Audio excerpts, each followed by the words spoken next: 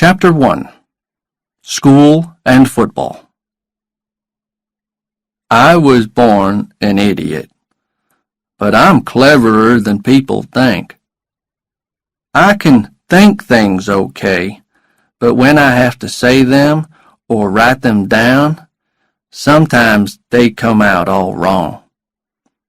When I was born, my mom named me Forrest.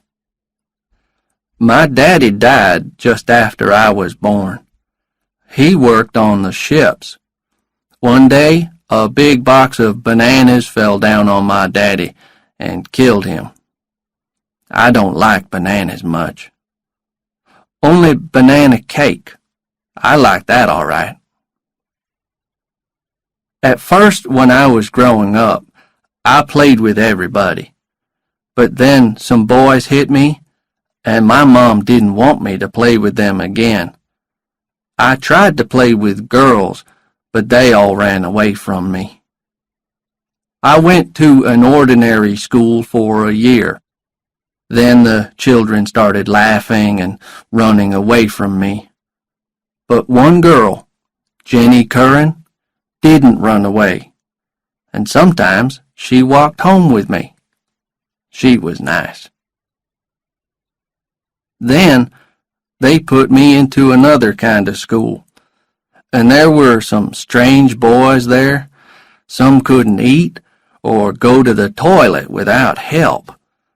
I stayed in that school for 5 or 6 years, but when I was 13, I grew 6 inches in 6 months, and by the time I was 16, I was bigger and heavier than all the other boys in the school. One day I was walking home, and a car stopped next to me. The driver asked me my name, and I told him. "What school do you go to?" he asked. I told him about the idiot school. "Do you ever play football?" he asked. "No," I told him. "I see other people playing, but I don't play, and they never asked me to play with them." "Okay," the man said. 3 days later, the man in the car came and got me out of school. Mom was there, and they got all the things out of my desk and put them in a brown paper bag. Then they told me to say goodbye to the teacher. The man in the car took me and Mom to the new high school. There, an old man with gray hair asked me lots of questions, but I knew that they really wanted me to play football. The man in the car was a football coach called Fellers. Coach Fellers asked me to put on a football suit, then asked me to undress and dress again 20 times until I could do it easily. I began to play football with the high school team, and Coach Fellers helped me. And I went to lessons in the school. One teacher, Miss Henderson, was really nice. She taught me to read. And who do you think I saw in the school cafe? Jenny Curran. She was all grown up now, with pretty black hair, long legs, and a beautiful face. I went and sat with her, and she remembered me. But there was a boy in the cafe who started calling me names and saying things like, "How stupid!"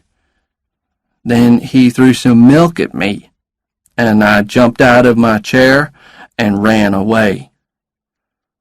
A day or two later, after school in the afternoon, he and his friends came up to me and started pushing and hitting me. Then they ran after me across the football field. I ran away fast. I saw that Coach Fellers was watching me. He had a strange look on his face, and he came and told me to put on my football suit. That afternoon, he gave me the ball to run with. The others started running after me, and I ran as fast as I could. When they caught me, it needed 8 of them to pull me down. Coach Fellers was really happy. He started jumping up and down and laughing. And after that, everybody liked me. We had our first game, and I was frightened. But they gave me the ball, and I ran over the goal line 2 or 3 times. People were really kind to me after that. Then something happened which was not so good. I want to take Jenny Curran to the cinema, I told Mom one day. So she phoned Jenny's mom and explained. Next evening, Jenny arrived at our house, wearing a white dress and with a pink flower in her hair. She was the prettiest thing that I ever saw. The cinema was not far from our house. Jenny got the tickets, and we went inside. The film was about a man and a woman, Bonnie and Clyde, and there was a lot of shooting and killing. Well, I laughed a lot, but when I did this, people looked at me, and Jenny got down lower and lower in her place. Once, I thought she was on the floor, and I put my hand on her shoulder to pull her up. But I pulled her dress, and it came open, and she screamed. I tried to put my hands in front of her because there were people looking at us. Then 2 men came and took me to an office. A few minutes later, 4 policemen arrived and took me to the police station. Mom came to the police station. She was crying, and I knew that I was in trouble again. And I was in trouble. But I was lucky. Next day, a letter arrived from a university. It was good news.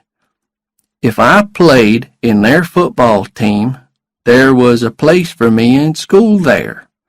And the police said, "Well, that's okay with us, just get out of town." So the next morning, Mom put some things into a suitcase for me and put me on a bus. She was crying again. But they started the bus, and away I went.